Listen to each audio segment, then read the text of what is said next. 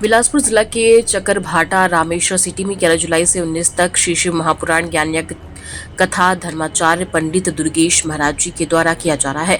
पवित्र श्रावण मास के प्रथम सोमवार को सैकड़ों वैदिक ब्राह्मणों की उपस्थिति में देवों के देव कालों के काल महाकाल जी का पूरे विधि विधान के साथ पूजा अर्चना किया गया।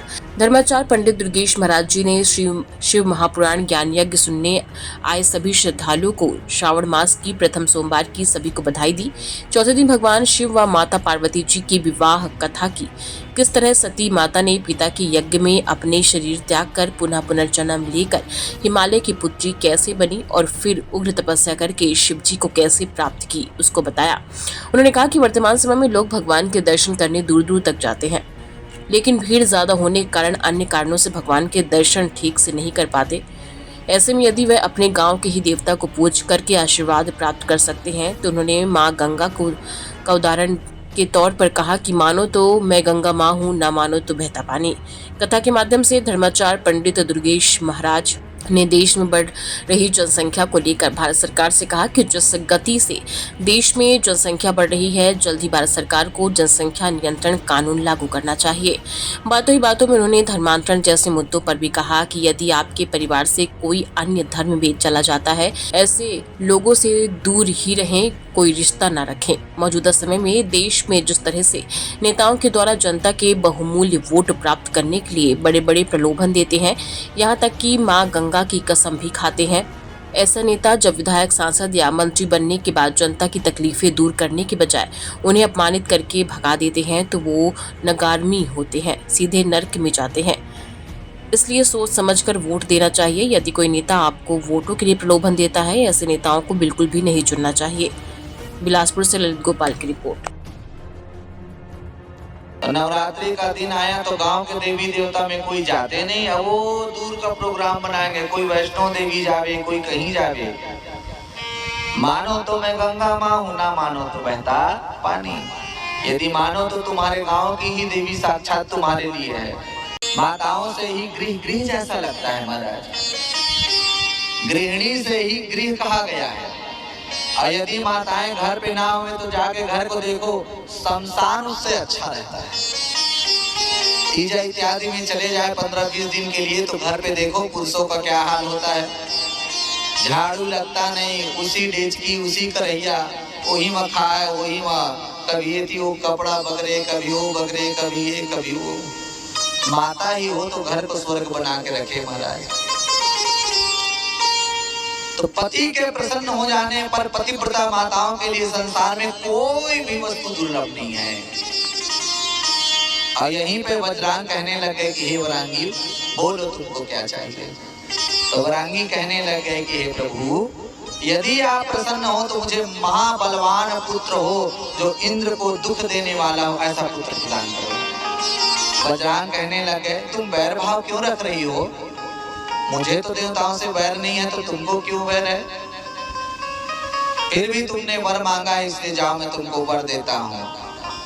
महात्माओं देवताओं को कष्ट होगा उस पुत्र से। सोच समझ करके वज्रांग ने कहा कि हे प्रिय, तुम्हारा मनोरथ पूर्ण होगा। वज्रांग ने पुत्र प्राप्ति हेतु अनेक वर्षों तक तप किया और तप के प्रभाव से ब्रह्मा जी प्रसन्न होकर के कहे कि हे वज्रांग, वर मांगो। तो वज्रांग ने भी कहा कि हे प्रभु, हमारा पुत्र महाप्रतापी हो, सामर्थ्यवान हो, हितकारी हो, तपोनिधि मनोबुद्धि वाला हो। ब्रह्मा जी तथास्तु कह करके चले गए। समय आया और वरांगी के गर्भ से 10 दिशाओं में प्रकाश करने वाला पुत्र प्रकट हुआ।